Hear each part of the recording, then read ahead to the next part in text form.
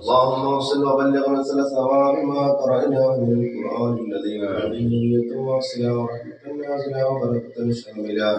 إنا إلى حضرة روح نبينا وشفيعنا وحبيبنا المصطفى محمد صلى الله عليه وسلم.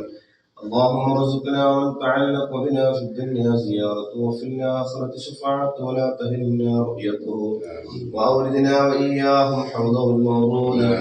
اللهم بارك لنا في جميع أمورنا بركة تامة كما باركت على عبادك الصالحين.